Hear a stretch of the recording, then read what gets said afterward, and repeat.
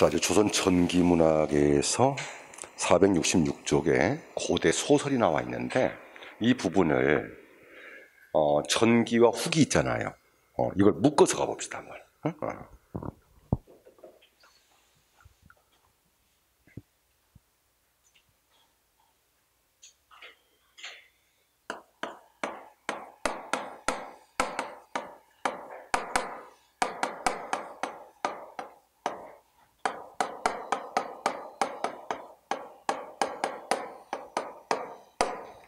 그래서 이론 전개를 좀 하고 그 다음에 여러분들이 지문을 통해서 어떤 작품을 봐야 되는가 이걸 한번 설명드릴게요.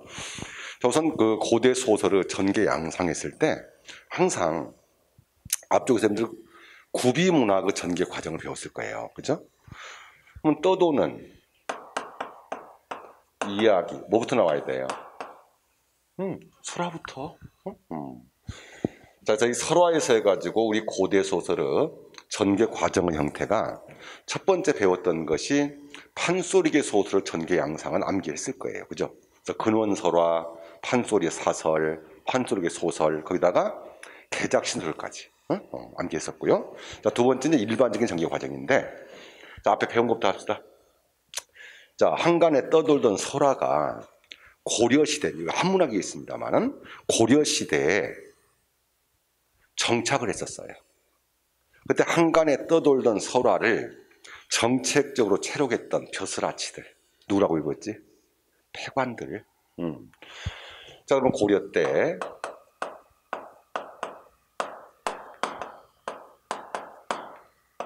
자, 패관문학이 있었습니다. 그래서 패관들의 다소 창의적 의도가 내포가 되어서 윤색의 과정을 겪었다고 하더라도 이 패관문학은 여러분들이 아예 뭘로 기억하라고 썼어 내가? 설화집이다. 그래서 다만 이네들은 공동의 문학이었고 기록, 체록의 문학이었기 때문에 그만큼 창의성은 떨어졌습니다. 그래서 패관문학의 특징이 됐을 때는 후대, 고대 소설의 근원이 되었다 이렇게 말이야. 그런데 자, 완벽한 형태의 소설은 아니지만은 패관문학보다 좀 더 창의성이 더 강해서 소설에 접근한 것이 됐어. 근접한 것이 됐어. 하지만 아직도 형식적인 측면에서 열전의 사기의 형식을 모방했기 때문에 완벽한 창작도 아니더라. 자, 의인전기체 뭐 배웠었어요?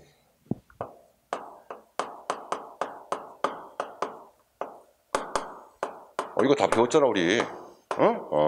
자, 가전체 문학 말입니다. 그러면 가전했을 때, 자, 얘네들은 전부 다 개인의 문학이었고, 네, 창작의 문학이었겠지. 소설에 그만큼 더 근접한 것이 됐겠지. 그러나 아직 완벽한 형태의 소설은 고려 때 나오지 않았습니다. 그러면 문학의 장르로 봤을 때 이 패관문학과 가전체 문학 했을 때는 자, 넓게 본다면 얘들은 어디에 포함이 돼야 돼요? 그렇죠. 교술 양식에. 그럼 교술 양식 중에서도 더 좁게 본다면 얘네들은 장르가 자, 한문 수필이었다 배웠었죠? 그리고 의인, 아무래도 다른 것을 의인화했던 것은 자, 우리 목적 했을 때 네 글자 한자로 뭐라고 읽느냐? 가전체 목적. 계세, 징인하고 배웠잖아. 또 그거 또 해야 돼. 그러니까 고려 때 우리는 패관과 가전체의 문학을 써보면서 소설을 쓸 수 있는 기본적인 역량은 가졌단 말이야. 그러나 아직 완벽한 형태의 소설이 나오진 않았겠지. 자, 여기에 이제 어디로 와야 돼? 조선으로 와야지, 조선으로 이제. 조선시대에 오면서 우리는 이렇게 고대 소설이라는 장르의 탄생을 보았다 하는 것이었습니다. 그리고 또 하나가 훈민정음 창제 이후 훈민정음의 창제가 우리 문단이 가지는 의, 첫 번째가 본격적인 또는 순수한 의미의 우리 국문학의 출발 기점이 됐다는 거. 하나 배웠지? 두 번째가 전대의 구비문학이 정착하는 관행이 있다는 거. 그럼 고려 가위 배웠었고. 그다음 세 번째가 인쇄술의 발달과 맞물려 있었기 때문에 언어 사업, 번역 사업이 활발하게 추진되었다. 맞지? 이러다 보니까 그 번역 사업 때문에 중국의 전기나 화본 등이 많이 번역이 됐을 거 아니야. 그 영향을 받아가지고 어떻게 돼요? 우리나라에도 소설이 탄생을 했었다 그 말이지. 자, 보세요. 설화, 폐관, 가전 등을 바탕으로 중국의 전기, 화본 등의 영향을 받아 발생한 서사문학이다. 산문문학이며 허구성을 뒀겠죠, 그지? 근데 우리 전기하고 후기의 문학을 비교해 봤었을 때 전기는 운문 중심이었고 후기는 뭐였었어? 현실적이니까 산문 중심이잖아. 그럼 소설은 운문이야, 산문이야? 그럼 산문이겠지. 그럼 소설 문학이 융성을 했던 시기는 전기가 돼야 돼, 후기가 돼야 돼? 당연히 후기가 되겠지. 그러니까 전기 형태는 우리가 운문 중심이었기 때문에 2대 운문을 뭐 봤어 우리가? 시조하고 가사 봤던 거 아니야. 이해됐어? 그래서 자, 이 고대 소설도 자, 다시 둘로 전개합니다. 네, 조선 전기하고 조선 후기 이렇게 봐버려야 되죠. 그래서 자, 전기 형태는 운문 중심 시대에 소설문학이, 산문문학인 소설문학이 태동을 했다 그래야 되는 것이지 융성할 수는 없는 거야 절대. 그리고 전기에는 몇 편의 한문 소설밖에는 남아있지 않습니다. 이에 비해 이제 저는 후기 때 가서 임병란 이후에 실학의 도입, 현실적 사고 대두, 평민의식의 성장 이러다 보니까 문학이 산문화가 됩니다. 그럼 산문문학의 대표가 당연히 소설 아니겠습니까?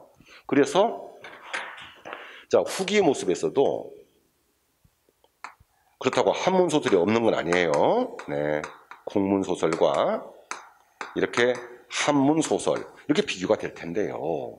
자, 여기 때 당연히 조선 후기 때 융성했던 것은 뭐가 융성해야 돼요? 국문이 융성해야 되지 당연히. 다만 조선 후기 때의 한문 소설이 없는 건 아니었다. 그럼 이제 한문 소설 했을 때 다른 건 볼 필요가 없어요.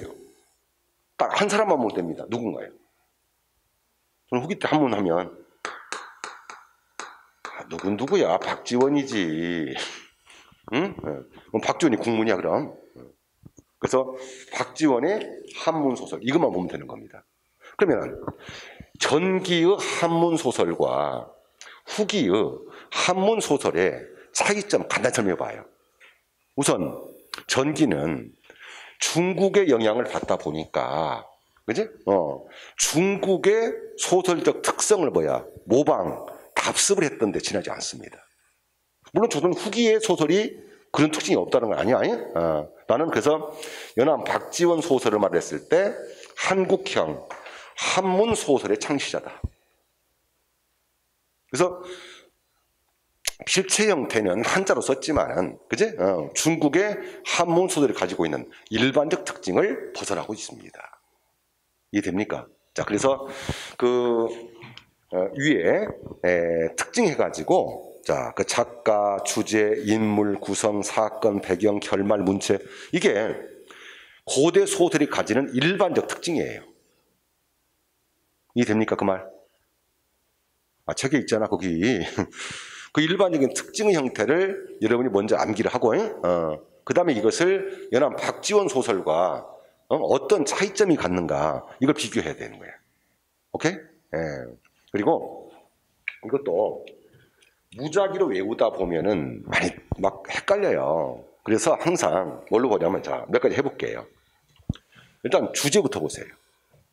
그럼 고대 소설의 일반적인 주제가 뭐라고요? 자, 불러, 그게. 그래서 내가 표 한번 그려볼게. 이것이 전통적인 한문 소설의 기본적인 구조니까요.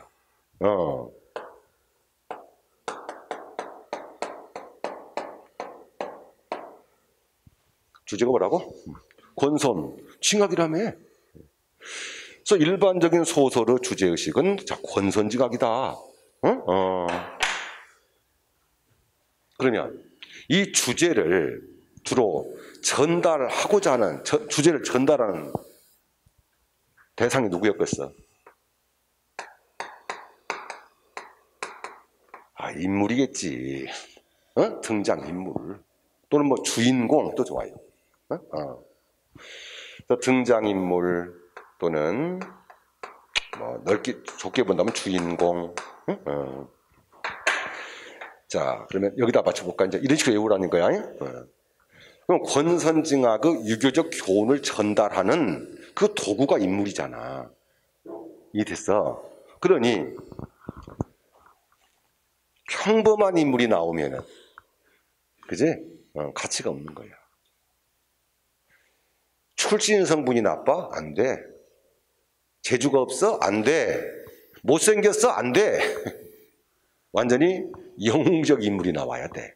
자, 그걸 네 글자의 한자로 불러봐.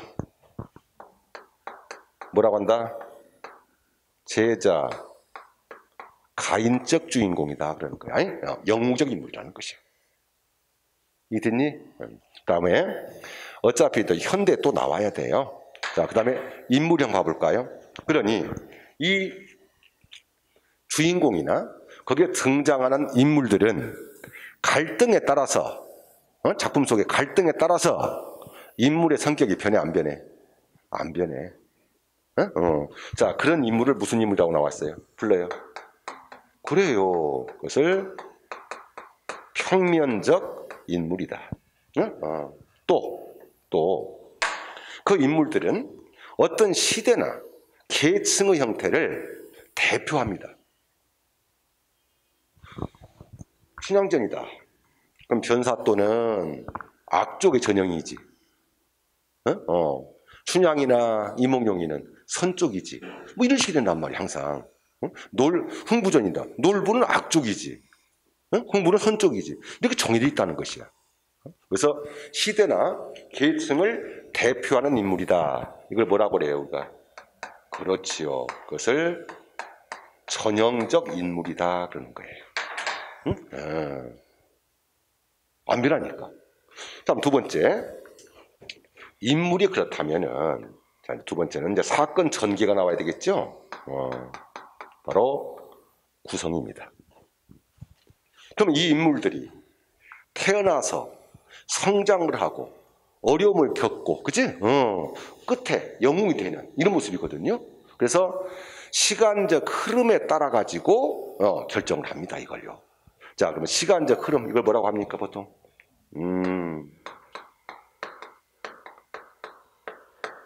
자, 연대기적 구성이다. 일대기적 구성이다. 추보식 구성이다. 다 똑같은 말이야. 연대기적, 일대기적, 추보적. 그러면 현대 소설 할 때면 보통 이제 뭐 역순행식 구성, 입시적 구성, 그죠? 뭐 이렇게 나온단 말이에요. 현대 소설도 이제. 자, 다음에 결말 구조를 봐볼까요? 이제 결말을. 그러면 권선징악 그랬으니까 선과 악의 대립 중에, 선과 악의 대립 중에 누가 이겨야 되니? 선이 이겨야 권선징악이 주제되는 거 아니야? 그래서 여러분들 결말 구조 했을 때는 뚜렷한 결말이 나와야 되고, 그리고 우리가 알고 있는 듯이 이렇게 나오지? 해피엔딩 하고 나올 거 아니야. 맞아, 안 맞아? 자, 다음에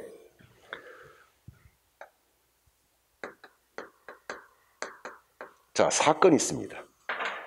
사건이 있습니다. 그러면은 이 사건 그랬을 때 나중에 그래요. 선과 악이 이렇게 대립이 됐었을 때 논리적으로 보면은 선이 악을 이길 수가 없어요. 절대요. 그치? 근데 선이 이겨야 할 거 아닙니까? 그때 갑자기 하늘에서 벼락을 때려버린다든지, 그치? 신선이 나타나든지, 도깨비가 나타나든지, 뭐 이렇게 된단 말이에요, 지금. 그래서 이 사건은 현실성이 떨어집니다. 자, 그래서 그걸 뭐라고 합니까? 사건. 자, 비현실적이다. 비현실적이다. 근데 그 비현실적이다는 말을 다른 말로 뭐라고 썼는가 봐봐요. 그러니까 전기적이다라고 했을 때 그 기자가 기할 기자 이거. 기록한다 이 전기가 아니야. 자, 그래서 그만큼 사건의 형태는 전기적인 모습이 되겠죠. 다음 두 번째. 이 사건의 형태는 필연성을 거의 갖지 못합니다. 그렇죠? 중간중간에 막 조력자가 개입이 돼요. 그죠? 그래서 필연성과 반대가 뭐겠어요? 그 우연성이죠. 그래서 우연성의 형태가 개입이 됩니다. 우연성이 남발을 하겠죠. 오케이? 다음에 아무래도 한문 소설 계열들을 보면은 특히나 권선징악의 주제의식을 전달을 하고자 하니까 작가들은 전부 다 어떻게 돼요? 양반들이 된단 말이야. 한문 소설들은. 그러면 그 권선징악의 주제를 전달받을 대상은 누구였겠어? 백성들이었겠지. 그래서 자, 하나 더 이 얘기 해주려고 우리 시험 문제 가장 많이 출제가 됩니다. 그래서 시점 문제겠죠. 그러면 작가가 당연히 서술자가 말이지. 신이 되는 거 신. 그래서 모두가 자기가 다 이끌고 가는 거야. 그럼 당연히 고대 소설의 시점하면 전부 다 뭐라고 나오겠어요? 전지적. 작가 시점이겠죠. 자, 여기서 문제입니다. 그럼 현대 소설의 전지적 작가 시점과 다른 점이 하나 있어요. 그 용어 하나 있어요. 용어. 그럼 현대 소설에서는 작가가 작품 속에 직접 개입을 할 수 있습니까? 없습니까? 안 돼요. 무슨 작가 개입을 해요. 작가가 작품에 직접 개입하는 것은 그건 수필이에요. 이해됩니까?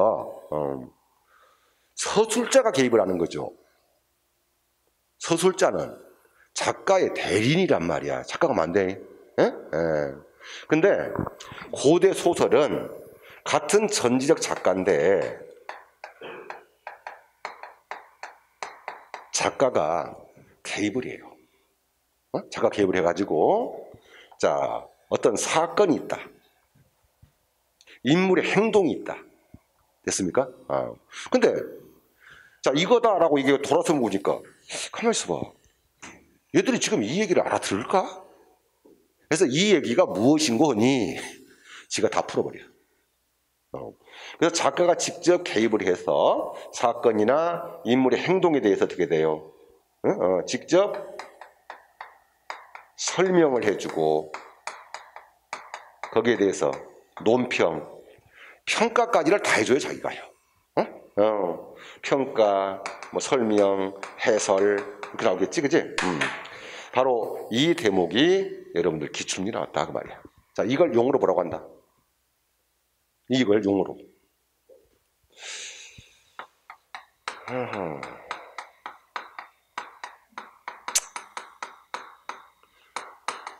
이거잖아, 이거. 그래서 편집자적 논평 또는 편집자적 해설 이렇게 말입니다. 그래서 초등 후기 때도 보게 되면요, 판소리 있죠, 특히. 그래서 판소리라든지 판소리의 사설이라든지 이런 대목을 보게 되면은 특히 일반 백성들이 그게 무슨 얘기 알아듣겠습니까? 그래서 안일이 있지, 우리 안일이 창 빼버리고 하는 이야기. 그래서 이 안일이 대목에서는 이게 굉장히 많이 나와요. 그치? 자, 예를 들어 한번 더 보자. 홍길동전에서 자, 길동이가 나중에 홍판사하고 아버지 홍판사하고 그 다음에 어머니 형. 그래서 곡산모 초란의 흉계를 물리치고, 그지? 이제 호부 허용을 허락을 받고, 근데 가만히 있다 보면은 집에 있다 보면은 아버지나 특히 어머니 춘삼에게 누가 될 수 있잖아. 그래서 이제 길을 떠나는 장면이 나와요. 그래서 어머니 춘삼에게 하직 인사를 하고 길을 나서 운산이 첩첩하니 어찌 가련타 아니하리요. 가려운 길동이 행색이 가려운 건지 아닌 것이는 그건 독자들이 판단해야 할 거 아니요. 됐니? 예. 제가 이렇게 다 설명한다는 뜻이야. 그것을 편집자적 논평 또는 편집자적 해설이라고 합니다. 오케이? 자, 쭉 읽어가세요 이제. 그래서 이제 주제, 인물, 구성, 사건, 배경, 결말, 그리고 이제 문체 형태에서는 주로 나중에 이제 저는 후기 때가 되면요, 이제 일반 백성들까지 이게 이제 보급이 되거든요. 그죠? 그러다 보면은 전기에 비해서 보급이 되는 과정이 또 나올 거야. 좀 이따가 설명할게요. 자, 그러면 이것이 일반 고대 소설의 일반적인 특징이라는 거. 이게 전형적인 중국의 한문 소설의 특징을 모방한 겁니다. 됐지? 그리고 이 대목을 알아둬야만이 내가 연암 박지원의 한문 소설과의 차이점을 설명드릴 겁니다. 오케이? 네. 자, 이건 지워버리고요. 자, 그리고 이제 전기부터 끝내버립시다, 이제. 네.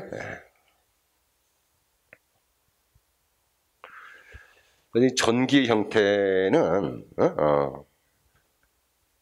운문 중심 시대에 산문문학으로서의 한문 소설이 태동을 했다 그랬기 때문에요. 나머지 작가는 볼 거 없어요. 딱 한 사람만 기억합시다. 자, 오른쪽에 누굽니까, 거기? 밑에. 이 사람 한 사람만 기억하자니까요. 자, 김시습입니다. 김시습이 어느 임금때 사람이죠? 세조 때. 그럼 세조 때 그러면은 우리 앞에서 시조 많이 배웠잖아. 계유정난, 세조정변. 그때 살아남았었던 생육신 중에 한 사람이 김시습이야. 맞니 안 맞니? 몰라? 야, 그럼 너 그죠? 한국사 할 때 사육신들만 배우냐? 그래서 이미 시조에서 배웠듯이 원호라든지 또 거기에 등장하는 남효온이라든지, 그지? 이런 인물들. 그러니까 김시습도 마찬가지잖아요. 그러니까 오히려 그 당시에 사대부들이 차라리 사육신들처럼 떳떳하게 한거하다가 죽었으면은 대대손손 이름이 빛날 거 아니겠냐. 근데 죽지도 못하고 살아남았단 말이야, 지금 그 상황에서. 그러니까 자기 자신의 목숨이 얼마나 욕됐겠냐, 이 사람은. 이해했을까요? 그래서 정치적 현실에 염증을 느껴버리고, 김시습이는 천하를, 평생을 유람을 합니다. 그래서 이제 혹자들은 우리 김삿갓, 그 김삿갓의 모델이 김시습이 아니었느냐라고 하는데, 그건 이제 역사적으로 보면 저는 후기 때 나옵니다. 그거는 김평 누구지 이름이? 그래서 지가 부친 고발하고 집안 말아먹고, 그지? 한 놈이 김시습이거든, 사실은요. 여하튼 그래서 말년에 경주 남산 금호동에 은가하면서 자신의 그 심애를 작품으로 풀었겠죠. 자, 바로 그 작품 제목은요,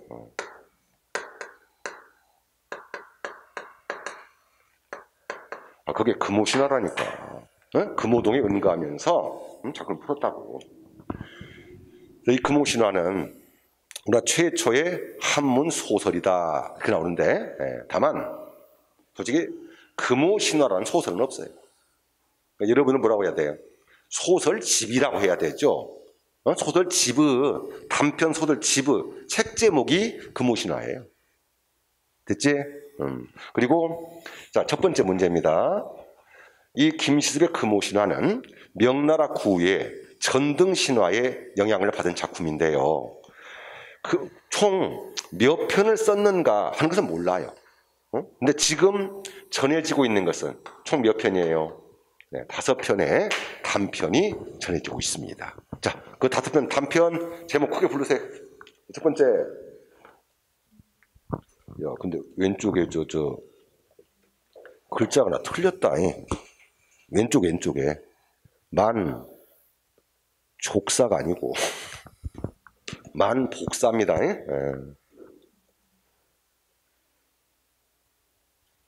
그래서 우리 고향에 가면은 이제 절터만 남아 있어요. 그게 그러니까 만복사라는 절인데요. 그래서 지금 이제 그 절터에 덩그라이 석탑만 하나 남아 있습니다.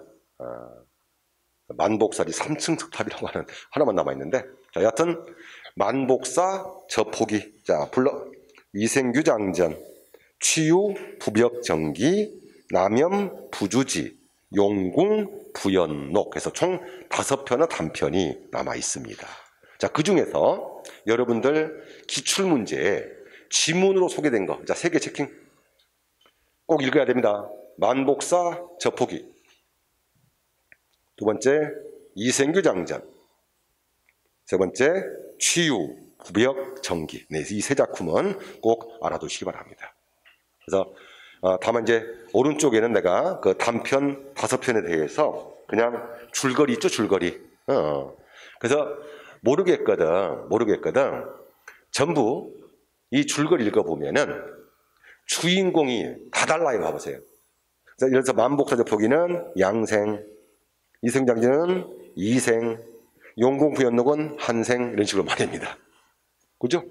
그리고 또 지명과 연관해가지고 등장하니까, 자, 읽어주세요. 자, 그 다음에 469쪽을 가면 이제 조선 후기 문학이 나올 겁니다. 후기 문학. 자, 그래서 조선 후기 형태에서는 다른 거 다 빼세요. 자, 전기가 임진왜란을 기점으로 해가지고 전후기가 나눠지잖아요. 그래서 전기 형태는 전부가 다 그냥 양반의 전유물이었습니다. 다만 조선 후기 때문에는 임병란 이유가 됩니다. 1592년 임남부터 1894년 가보경장 이전까지의 300년 정도의 문학을 얘기합니다. 그러나 역시 중심 시대는 영정시대가 되겠죠. 안 그래요? 자, 그래서 다른 건 다 까먹더라도, 자, 밑줄 합니다. 밑줄. 첫 번째, 실학어 도입. 두 번째, 현실적 사고의 대두. 다음 세 번째, 향유 계층 확대. 양반의 권위가 그만큼 전쟁 이후에 실추가 되면은 피지배 계층의 의식이 성장을 할 거 아닙니까? 그래서 양반에 비할 바는 못 되지만은 문학 계층에서도 평민들, 중인들 계층들이 속속 들어오니까 어떻게 돼요? 그만큼 계층이 확대가 됐을 거 아니겠습니까? 알아듣겠어요?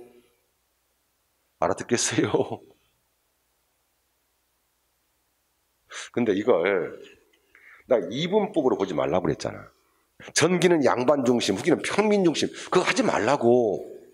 평민들이 문학의 중심인지 어디가 있어요, 한 번이라도. 안 돼. 모든 문학의 중심은 당연히 양반이겠지. 다만 전기가 평민 문학이 하나도 없어. 양반의 전유물이었다면 후기는 양반의 권위가 다소 실추된 틈을 타서 편민 계층들이 문학의 향유 계층으로 참여를 했겠지. 그래 안 그래? 그렇지?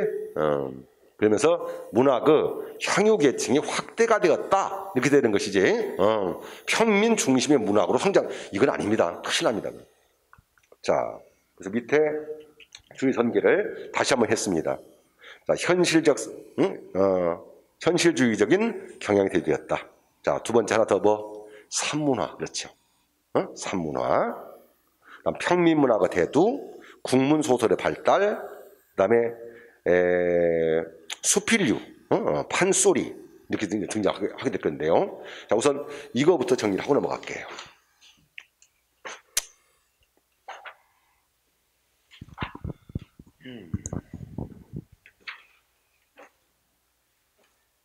자, 그 페이지 잘 써놓으시고요. 자, 517페이지 보시기 바랍니다.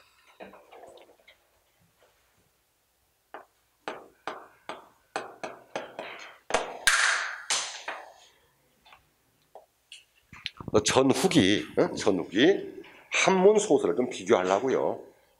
그래서 후기 하게 되면은 다른 사람은 다 까먹어도 누구는 봐야 된다고 했었어요? 연암. 박지원은 봐야 되겠지, 그죠?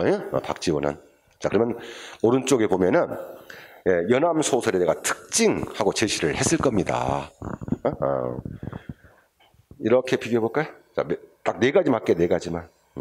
그럼 우리 전통적인 한문 소설의 사상적 배경 할 때는 뭐라고 합니까? 보통 유교적, 관념론 그래요. 유교적 관념론이다. 자, 이에 비해서 연암 박지원 했을 때는 뭐라고 그래요? 네, 실학적 현실론이다. 그러니까 현실적 문제를 담는 것이지, 그지? 그래서 그 작품 속에서도 물론 고대 소설이기 때문에 비현실성이 없는 건 아닙니다. 하지만은 현실적 문제를 조사할 거예요. 자, 여러분 이 실학사상을 우리 북학파 쪽이니까 실학사상, 자 한국사 배운 거 있지? 자, 네 글자로, 한자로. 아니 실학사상을 네 글자로. 그것도 안 배운다고 그래? 아, 실사고시겠지 무엇을 그렇게 헤매고 있어. 다만 실사고시의 실학사상도 그래 여러분들이 하듯이 중농학파하고 중상학파가 있다며. 그래 안 그래요? 너 중농학파, 니 정약용 말이야. 너 중농학파는 뭐라고 그래요? 경세 치용이라고 하고, 중상은 이 양반 중상 쪽이니까 이용 후생학파라고 했을 거 아니에요. 그만합시다. 그래 말하고.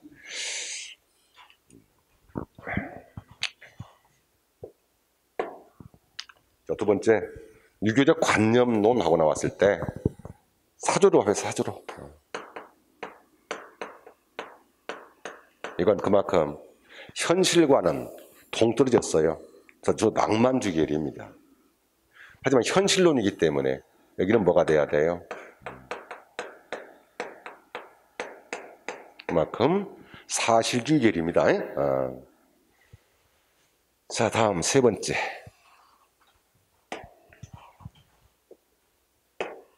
자, 우리 주인공 했을 때, 인물 했을 때, 다시 한번 일반적인 고대 소설의 주인공은 뭐라고 썼죠? 제자, 가인적 주인공이라고 그랬어요. 제자 가인적. 물론 허생전에 등장하는 허생도 제자 가인적 모습이 없는 건 아니잖아요. 근데 연암 박지원 소설에서 이렇게 없는 것만 한 거, 없는 것만. 자, 그게 오른쪽 읽어보세요. 세 번째.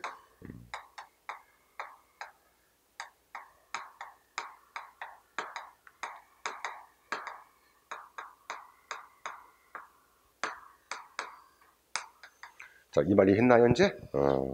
그래서, 자, 새로운 인물형의 창조다. 맨 밑에 5번에, 새로운 인물형의 창조다. 그래서 제자 가인적인 주인공에서 벗어나서 일반적인 한문소리에 등장이 않았었던 평범한 인물, 미천한 인물, 그죠? 네. 그러면 이 인물형의 창조에 해당되는 작품, 자, 두 작품만 불러볼까요? 연암소설 중에. 그러면 이 작품은 읽어야 된다는 얘기야. 자, 어느 작품? 광문자전. 주인공 광문이는 거지예요, 거지. 자, 다음에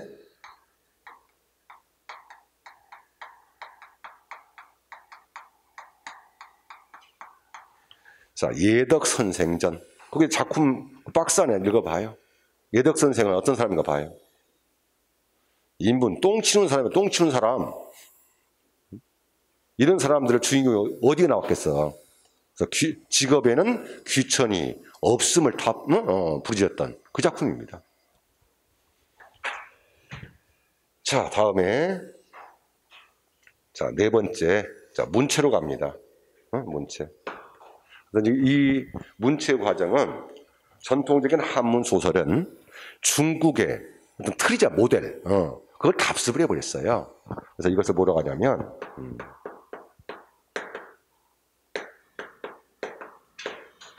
자, 정통 고문체다. 또는 다른 말로 의고체다 이렇게 말하거든요. 근데 여기에 대해 자, 연암 박지원 소설은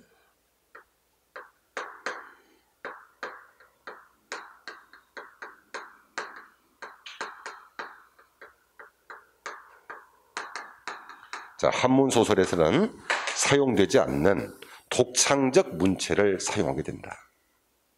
이것 때문에 정조 때 한국판 분석행위, 쉽게 말해. 그래서 문체 반정 사건에 연루가 됐었던 이유도 바로 이것 때문이었습니다. 자, 거기에 자, 문체를 보면은 정통 고문체, 의고체에서 벗어나 우리나라 고유의 한문 문체를 수립하게 된다. 있습니까? 네, 이것 때문에 문체 반정 사건에 연루가 됐었고요. 그리고 간결하고 사실적인 문체, 또 결말의 모습도 고대 소설은 어떻게 돼요? 뚜렷한 결말 구조가 나오지 않습니까? 그치? 그런데 연암 박지원 소설들은 끝에 보면은 뚜렷한 결말이 안 나와요, 그냥. 예, 그래서 절정 부분에서 끝나버린다든지 또는 독자들에게 어떤 암시로 끝나버린다든지 이런 한 번도 나오지 않았었던 결말 구조를 갖기도 합니다. 자, 그리고 이제 뭐 주제 의식을 본다 하더라도 전통적인 한문 소설의 주제는 주로 뭐가 되겠습니까?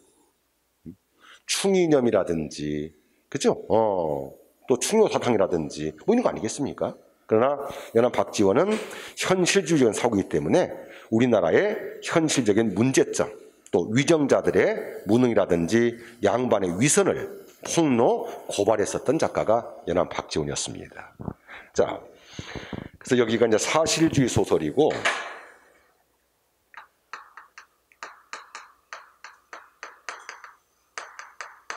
이렇게 되겠죠? 풍자 소설로요.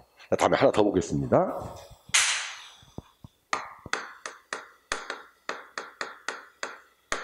자, 그 왼쪽에 표 안에 연암 박지원의 소설 중에 여러분들이 반드시 읽어줘야 할 작품, 자, 체킹 들어갑니다. 첫 번째, 호질. 가장 많이 나왔던 작품이야. 호질. 두 번째, 허생전. 세 번째, 양반전. 네 번째, 광문자전. 자, 이 네 작품은 꼭 읽으세요. 됐습니까? 자, 그리고 그 출전을 보시게 되면은 거의 모든 작품은 연암 박지원의 개인 문집이 있어요. 개인 문집.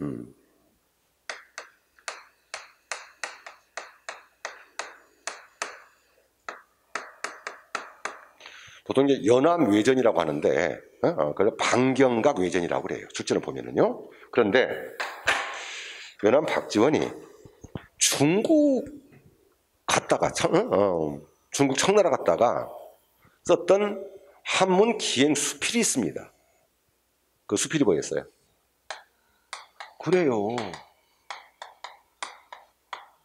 열하일기요. 그래서 이 열하일기 속에 있었던 기행 수필 중에서 그동안에 이름이 나왔던 것이 첫 번째가 일야 구도학이라는 작품 기억나요? 그러니까 하룻밤에 강을 9번 건넜다라고 하는 얘기거든요. 그래서 모든 것은 다 마음먹게 달렸다라고 하는 그 작품이 물이라는 작품이었고요. 그다음 두 번째가 통곡할 만한 자리라고 하는 수필이 있습니다. 그죠? 그 통곡이라고 하는 것이 우리가 말하는 통곡이 아니었거든요. 사람이 슬퍼도 통곡하지만 기뻐도 통곡하거든요. 그 역설적인 발상을 했던 그 작품, 그 두 작품 봐야 되거든요. 근데 소설 쪽에서 자, 열하일기 속에 수록된 작품 두 개 불러볼까요? 그게 호질하고 허생전, 바로 이 두 작품이 있을 겁니다. 그래서 호질과 허생전은 꼭 보셔야 됩니다. 자, 그 다음에 이제 아무래도 국문 소설을 중심으로 전개가 됐기 때문에 자, 514쪽 넘어오세요. 이제. 자, 한문 소설은 이렇게 끝내고요.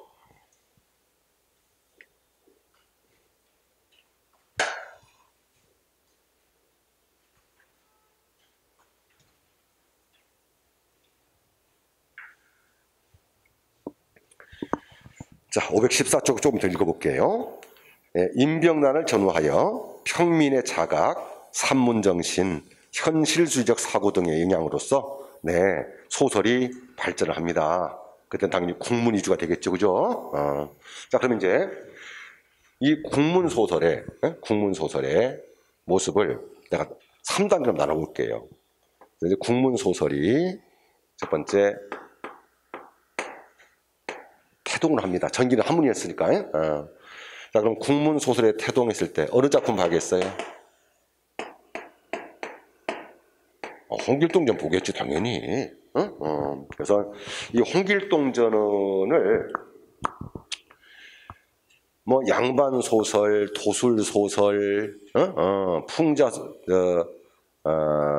사회 소설 뭐 많이 나오는데 이 작품을 지금 뭘로 봤어요?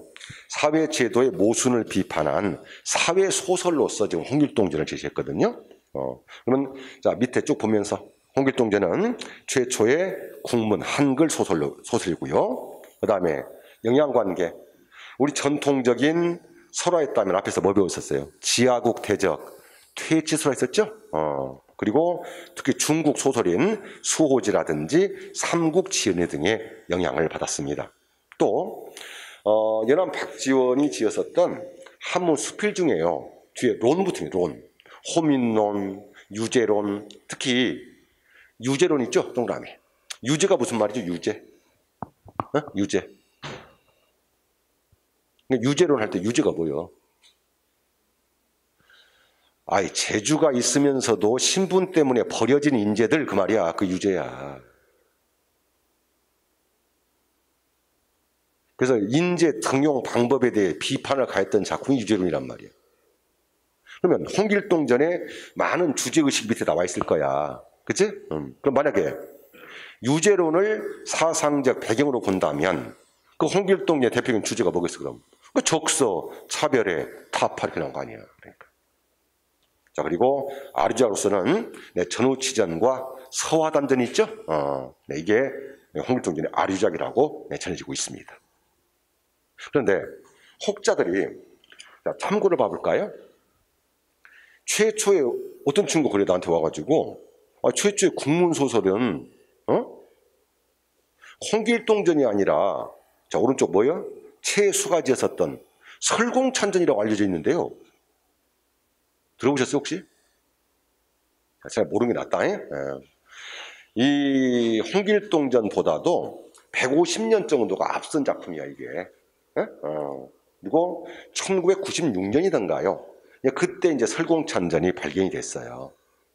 근데 이게 중종 때 사람이에요. 그러니까 원래 설공찬전이라는 소설은 자, 한마디만 할게요. 한문 소설입니까? 국문 소설입니까?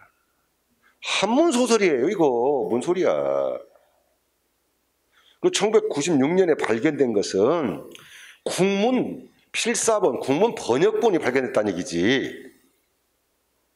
이해했을까? 이해했을까? 이것을 최초의 국문 소설은 말이 안 되는 소리 아닌가. 잘 모르는 게 나아, 모르는 게 나. 자, 그 다음에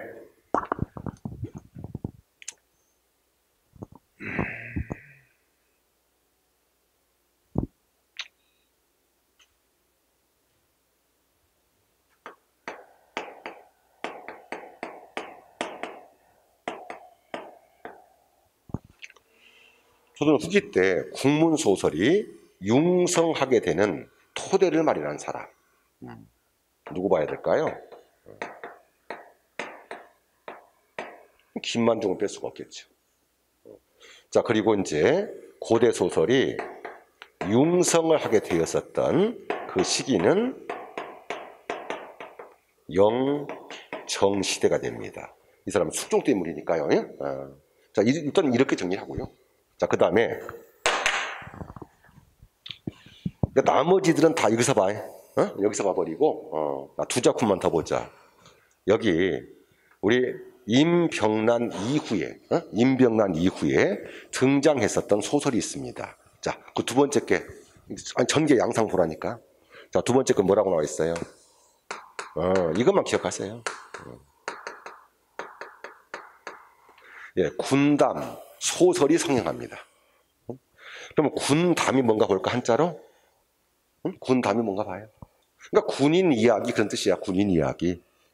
그래서 군담 소설은 전쟁의 영웅 있죠? 전쟁의 영웅을 기리는 소설을 군담 소설이다라고 얘기를 합니다. 그러니까 생각을 해봐요. 전쟁의 영웅이 화두가 된다는 것은 태평성대 때는 필요 없는 거 아닌가요? 그죠? 그러니까 전란이 있으니까 실질적으로 외침을 당해가지고 우리가 쫓기고 패했던 거 아닙니까? 하지만 우리 역사적인 전쟁의 영웅들을 부각시킴으로써 민족의식을 고취하고, 그죠? 국난을 극복하겠다는 이런 논리거든요. 그래서 항상 군담 소설의 형태는 자, 민족의식의 고취, 이렇게 보면 돼요. 자, 그리고 여러분이 일단 나눠야 될 것은요. 자, 이거 봐요, 이거 봐요.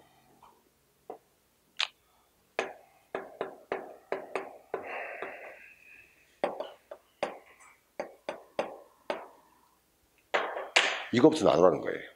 그래서 역사군담과 창작군담, 됐습니까? 네. 그 작품들만 봐요. 그러니까 창작군담이 더 많아요. 역사군담은 몇 편 안 되니까 정리를 하겠고요. 그리고 역사군담의 형태는 주로 실존 인물을 다루는 겁니다. 실존 인물을. 그리고 시대 배경도 우리나라가 됩니다. 이에 비해서 창작군담의 형태는 허구적 인물을 만들어내는 거죠, 이제. 그죠?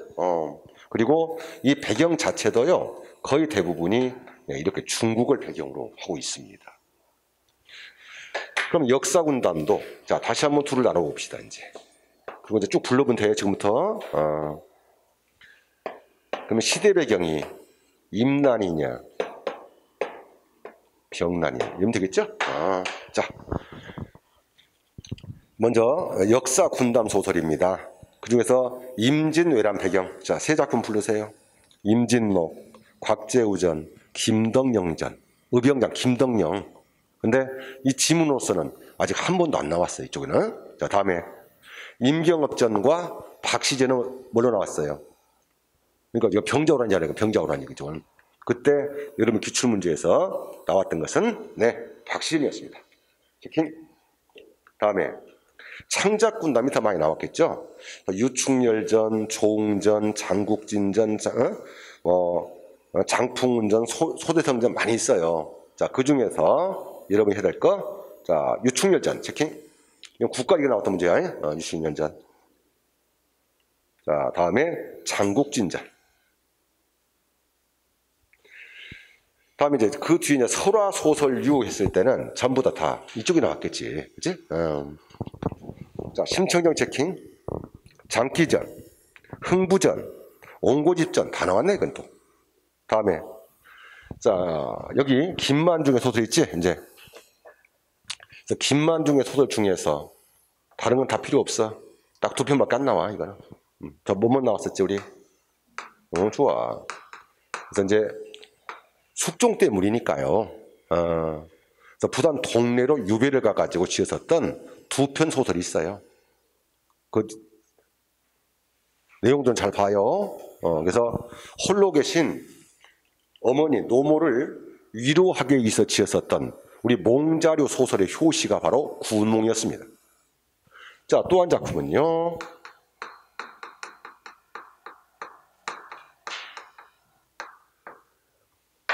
표면적으로서는 처첩 간의 갈등을 다루고 있는 가정소설 같지만 실제로서는 숙종의 마음을 돌리기 위한 정치적 목적성을 지닌 소설이 바로 사시남정기입니다. 그 사시가 바로 누굴 비유했단 말인가요? 인현왕후를, 교시는 장희빈이를, 그리고 유할림은 숙종을 비유했어요. 그래서 나라꼴 망하기 전에, 그지? 빨리 인현왕후를 복위시켜라 하는 목적을 가졌던 소설이 바로 사시남정기입니다. 자, 체킹. 그 다음에 뒤로 갑니다. 자, 이제 풍자 소설에서 작년 기출문제 배비장전 체킹. 다음 염정 소설, 애정 소설입니다. 늘 나온 작품이지. 가장 많이 뭐가 나왔었어요, 여러분들? 춘향전. 작년 역시 올해 나왔던 문제고 춘향전 또. 춘향전. 다음에 구운목. 다음 맨 밑에 채봉, 감별곡 있습니까? 그래서 사랑을 위해서 한 여성이 부모의 명령까지 거부해 가면서도 사랑을 쟁취했다고 하는 채봉, 감별곡. 그리고 이제 한문소설에서 아까 4작품 말씀을 드렸습니다. 네. 그래서 이제 이건 지문이 너무 길기 때문에 이렇게 정리를 할게요. 자, 그리고 이제 아무래도 조선 후기 형태에서도 짤막하게 지문을 통해서 잘 나오는 작품들 뭐 봐야 돼요? 시조하고 가사 있잖아요. 그리고 전기에서는 한 번도 나오지 않았었던 평민들의 종합 예술로 정착했던 것이 둘이 있습니다. 뭐하고 판소리하고 그렇죠. 민속곡, 가명 말입니다. 그리고 소설만큼은 못한다 하더라도 소설만큼 못한다 하더라도 조선 후기 때 수필 문학도 그만큼 많이 발전하거든요. 그죠? 근데 이미 여러분들한테 자료실에 한문 수필을 내가 다 올려줬잖아요. 그러면 여러분이 봐줘야 할 건 뭐겠어요, 이제? 국문수필이겠죠, 당연히. 그래서 그 국문수필도 뒤에 가서 4작품만 소개를 하도록 하겠습니다. 자, 여러분들 조지에서는요, 아무래도 조선 후기 문학에서 가장 먼저 해야 할 것이 또 시조니까 교재 470쪽 펴놓으시고 밥을 먹고 오후 시간에 이어서 오늘은 가급적이면 고전 문학을 한번 다 마무리를 해보도록 하십시다. 자, 밥 먹고 봅시다.